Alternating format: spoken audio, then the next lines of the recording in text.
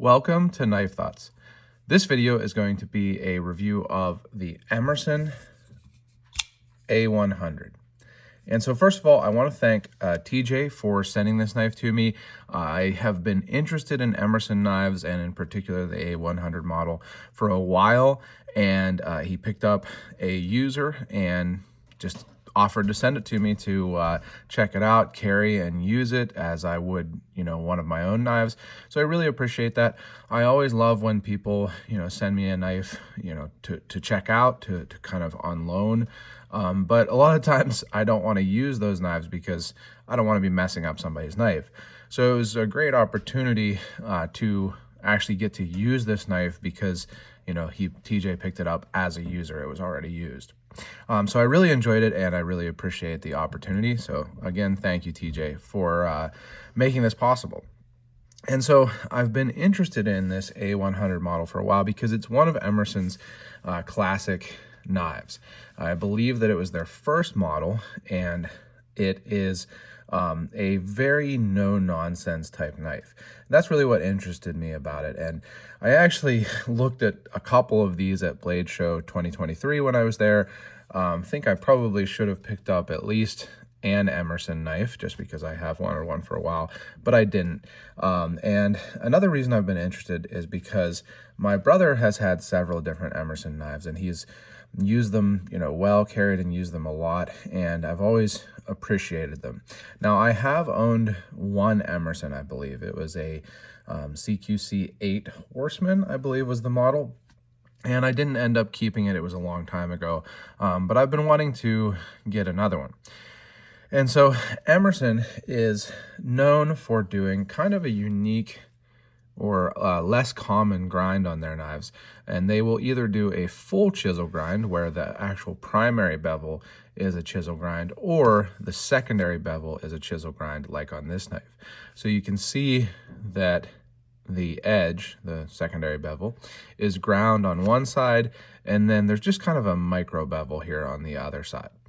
And so what that does is it makes it so that it's a relatively tough edge. It also kind of can make it, at least in kitchen knives, chisel grinds are sometimes used to allow for more precise cutting. Now, this isn't really what you would consider a knife made for precise cutting, and it's not necessarily correct for a right-handed person either. Also, it is, the primary bevel is a normal V grind or a flat grind, but it's an interesting thing that Emerson does, and it goes right along with that idea of a no-nonsense knife. You only have to really, sharpen, really take any significant metal off of one side. Now, I sharpened this a little bit, and I think that it's pretty easy to sharpen. I think particularly if you didn't have, necessarily the most advanced sharpening system, it would probably be easier to sharpen. So if you're just using, a normal whetstone, sharpening one side and then just kind of knocking the burr off of this other side would be easier.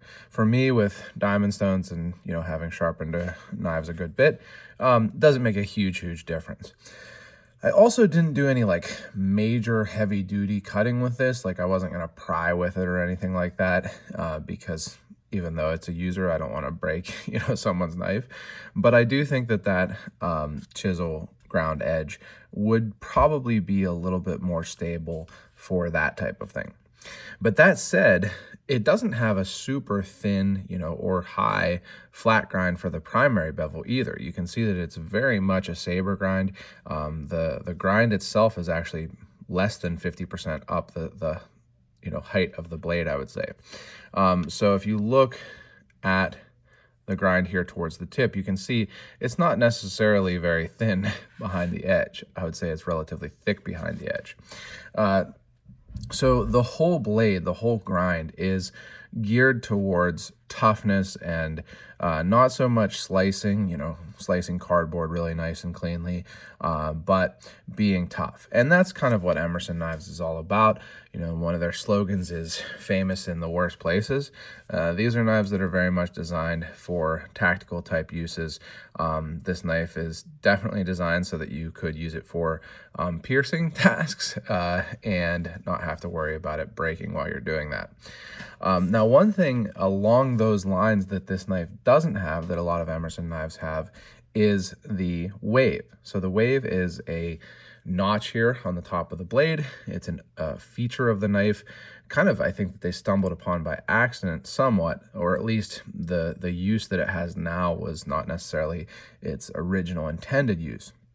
It was intended originally to be like a blade stop so that the blade didn't continue as you were doing those piercing tasks further than you wanted it to. But the hook allows for the knife to be opened automatically, not as an automatic knife, but opened without you having to use your thumb to open it. And I do have a knife from Spyderco that is licensed to use a very, very similar, but not exactly the same, but similar feature here. So this catches on your pocket as you pull the knife out and opens the blade without you having to do any additional movements. And so it's something that a lot of Emerson knives have, and they're kind of known for, and is a big feature if you're carrying a knife for tactical reasons, whether it be self-defense. I don't really carry knives for self-defense, but I know a lot of people do, or for in an emergency situation, you want to be able to get your knife out and cut your seatbelt quickly or something like that. Having that feature is nice. So this knife has a thumb disc, and this is actually an aftermarket thumb disc that TJ sent along. The thumb disc that this knife comes with is much smaller. So you can see this is the thumb disc here, this black one that it comes with. And if you compare, it's significantly smaller than the one that I put on. There's also a second thumb disc that TJ included that has kind of a riser on it, you might say. And I do think that the larger thumb stud is something that I would prefer if I was to, own one of these. It makes it easier to get at that. You don't have to dig your thumb down in as much. And I think particularly if you were using this with gloves, in a more emergency or tactical type environment, having that larger thumb disc would make it easier to get at it. One thing with this knife that I was impressed with, speaking of the opening, is how smooth it is. These knives don't have bearings like a lot of knives do now, and I believe, I'm not 100% sure on this because I'm not sure of the age of this knife and things like that, but I believe that it's actually a Teflon washer in there.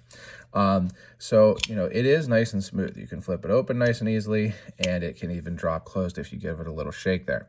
And that's with no blade play. It's very solid, locking open.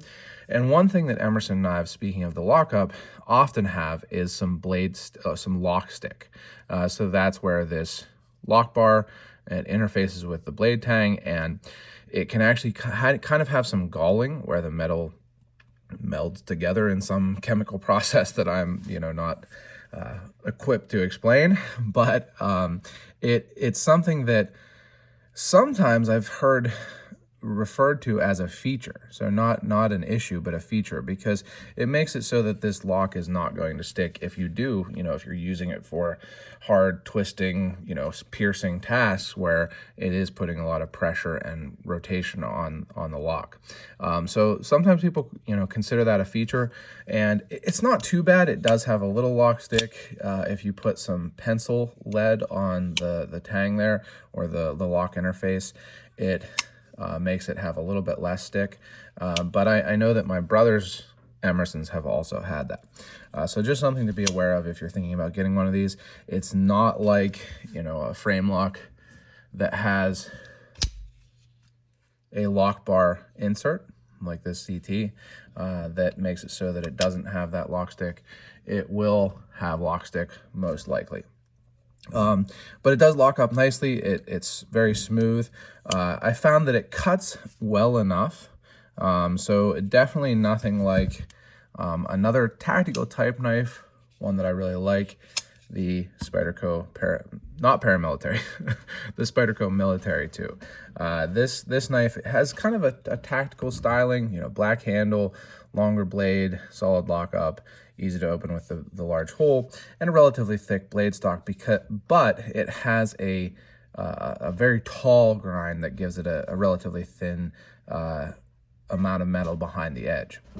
So the Emerson is definitely not going to cut quite like that, but it cuts, you know, well enough for most tasks. Not going to be your best food prep knife, not going to be your best cardboard, you know, breaking down knife, but it'll work for normal tasks and certainly for tactical type things. So I think that that's really the key here, is that this is a knife very much designed for tactical, hard use, whatever you want to call it. And an interesting thing about that is that it has such a simple handle. Now, if you watch my channel, you know that I think a simple handle makes for an ergonomic handle, and that's very true here. It's just literally just like a straight bar. So you can grip this however you want and it feels good in your hand, but that also means that there's no guard. So for example, again, the military has a little bit of a guard there. The ZT has a big guard because of this flipper, you know, so a lot of tactical knives do have guards like that. But this G10 on this knife and on other Emersons I've checked out is very, very textury. It's like a heavy peel ply G10. So you get a good amount of hold on that. I think that you would be able to use this for piercing tasks without having to worry too much about your hand slipping. That texture can make a big difference. And another thing with the handle that you can see is that Emerson uses more normal screws. So rather than torque screws that you have to have the specific little torque spits for, the pivot just uses a big, you know, normal type. You wouldn't even need to have an actual screwdriver. You could have a coin, like a quarter or something, and that would work there. And then just normal screws here on the standoff screws, so Phillips screws. So it makes it a little bit easier to adjust, and that goes right along with the idea of using this somewhere and in a situation where you don't have your whole, you know, EDC knife enthusiast kit. So a very no-nonsense knife, a knife that has been around for a long time, and I think for good reason. You know, if you want a nice, simple knife, not necessarily the best slicer, but something that you can depend on that's going to last through some hard use, then this is a good option. And again, I want to thank TJ for giving me the opportunity to check it out. I've really enjoyed it. I love getting to check out knives like this. And while I think I'm still looking for an Emerson, I don't know that I will get the A100. I think I'd like to get one with the Wave, but it's been really fun checking out. So thank you again, TJ. If you enjoyed this video, make sure you subscribe to the channel, click the bell and select all so you know when I post new videos. Check out my website, knifethoughts.com, where I post articles on knives like this and knife-related topics. And last but not least, as always, don't forget to go out and do good.